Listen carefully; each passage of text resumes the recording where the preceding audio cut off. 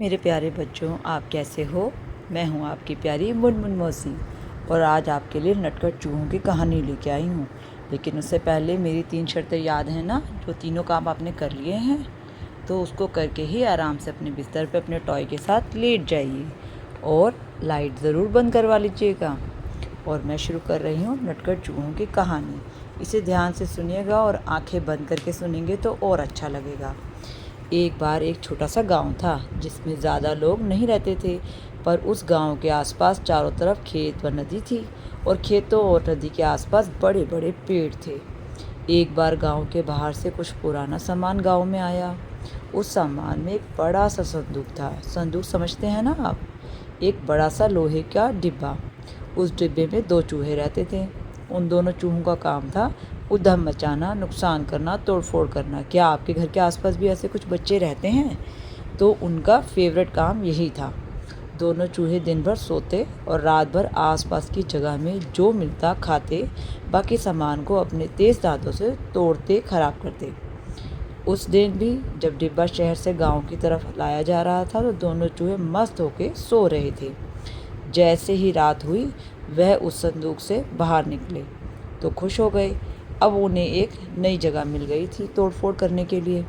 अब वो उस गांव के सभी घरों में भाग भाग कर देखने लगे कि यहाँ ऐसा कौन सा सामान है जिससे कुछ खराब करें, और कौन सी खाने की चीज़ें हैं जिसे वह एक घर में घुसे। और उन्होंने एक बिल्ली को देख लिया। उस घर में बिल्ली रहती थी और बिल्ली ने उनको देख लिया और उनके पीछे पड़ गई। चूहे भी उछल कूद करके इधर से उधर भागने लगे। बड़ी मुश्किल से बिल्ली से उन्होंने अपनी जान बचाई। आप समझते हैं ना, चूहे जो हैं बिल्ली से बहुत डरते हैं। तो फिर वह दूसरे घर में भाग गए। अब दूसरे घर में भागे तो थोड़ा इधर उधर शैतानी करने से पहले ही उन्हें एक कुत्ता दिख गया, क्योंकि उस घर में एक कुत्ता रहता था। कुत्ते ने भी उनके सामने इधर से उधर भागना शुरू कर दिया, जिससे वह डर गए। और खाने को तो उन्हें कुछ खास मिला नहीं था, तो वो उस घर से भी निकल गए।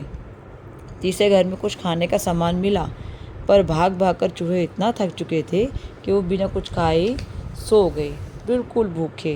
क्योंकि जब शरारतों में हम होते हैं ना, तो हमें भूख नहीं लगती, और जब हम भूख लगती है तो हम इतना थक जाते हैं कि हम सो जाते हैं बिना खाए। आज वह पहली बार सुबह जल्दी उठ गए, क्योंकि चूहों के पेट में भी चूहे दौड़ रहे थे, यानी उनको बहुत तेज़ भूख लग रही थी। तो दोनों चूहों ने इधर उधर देखा कि कुछ खाने को मिल जाए, और जैसे ही वह उठे तो उन्होंने देखा कि उनके सामने बहुत सारा खाने का सामान पड़ा है। सुंदर से बेड पर वह सो रहे हैं, पीने के लिए दूध, टेस्टी टेस्टी खाना, और चारों तरफ फूल ही फूल। और सामने सभी बच्चों उन्हें बड़े ही प्यार से देख रहे हैं, क्योंकि चूहे जिस घर में घुसे थे वह एक घर नहीं था, एक मंदिर था जहाँ पर चूहों की पूजा होती है। चूहों को भी स्वादिष्ट खाने का भोग लगाया जाता है।